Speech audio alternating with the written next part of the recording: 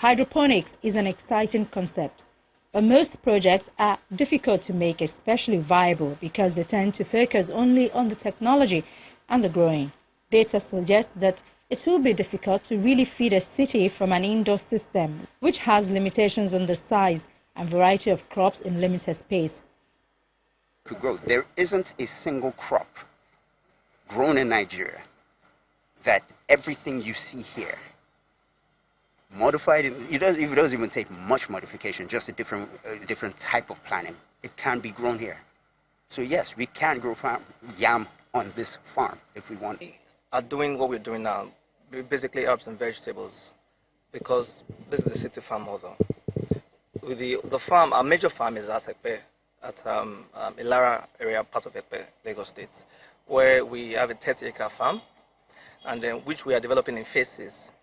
That we have different sections for different produce, for different crops, for all manner of agricultural produce.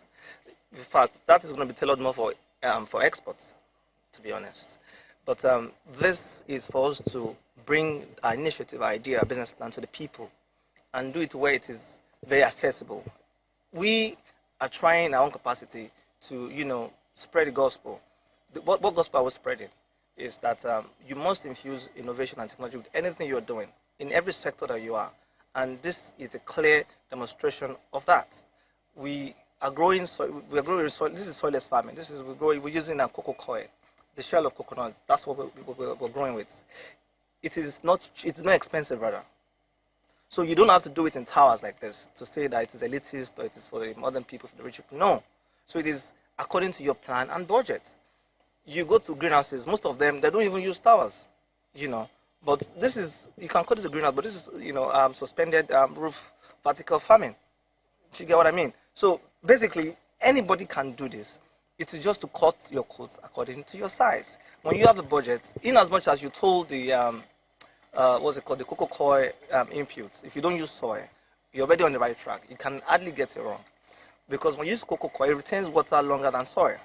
And then it keeps the crop, it keeps it very nurtured.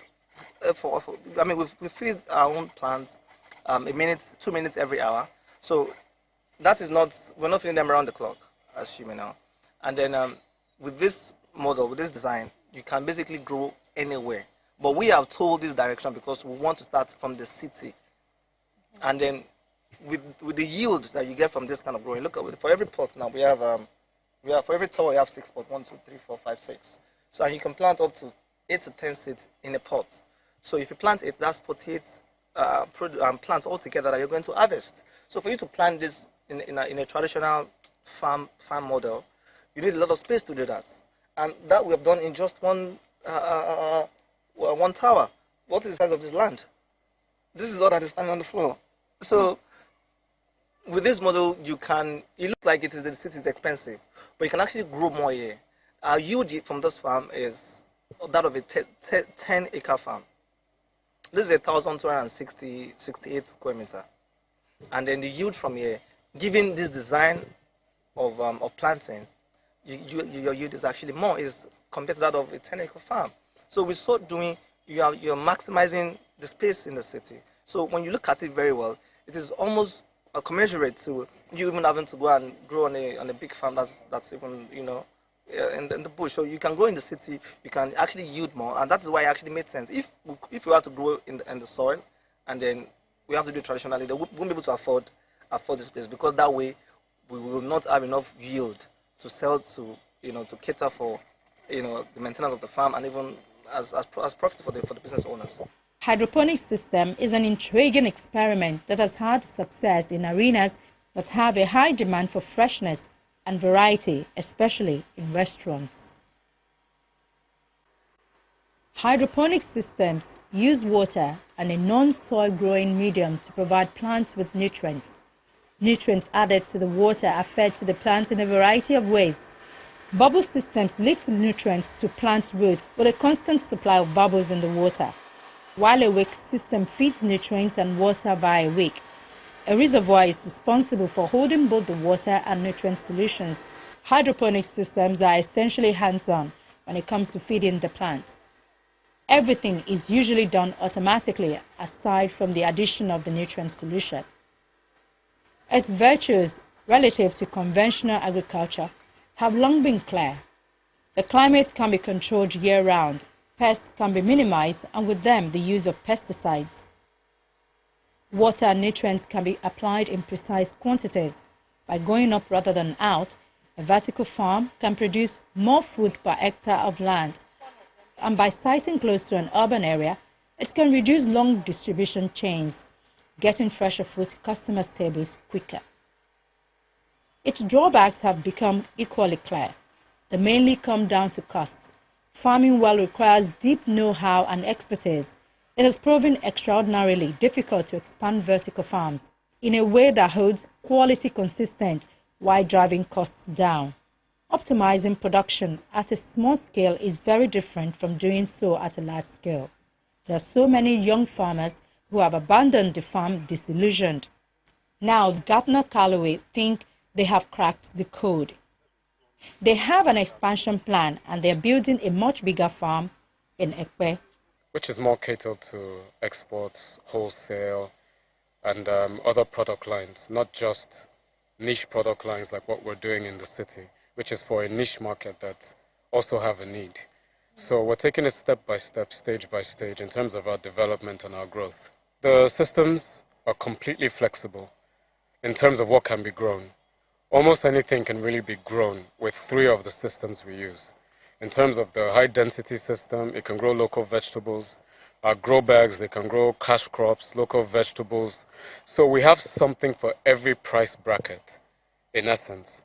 So those that can't afford one system, we have something for them. If they can't afford the middle range, we have the low range for them, and all systems are equally as effective. There are virtually no pests in a controlled indoor environment. The Sustainability City Farm doesn't have to use pesticides or herbicides. The owners say their produce is organic relative to conventional agriculture. These farm owners say they can get much more produce out of a given acre of land using less water. Irrigate from the top, it drips down all the pots. Now, because we're using the cocoa coir, it has good water suction capabilities. So it sucks up the water and the nutrients as it's going down. Then it recirculates back into our irrigation room, into a sump. Then automatically goes back into the irrigation tank that comes back out. So it reduces the amount of water and nutrients that we're consuming. Now also for urban planning, this is also a very important point. Because as we're in the city, we're not clogging up the drains and having all those kind of issues, because everything that's being used for irrigation is being recirculated till the plants fully consume it, and we now have to replenish it from the nutrient tank, which is part of our irrigation room automation process.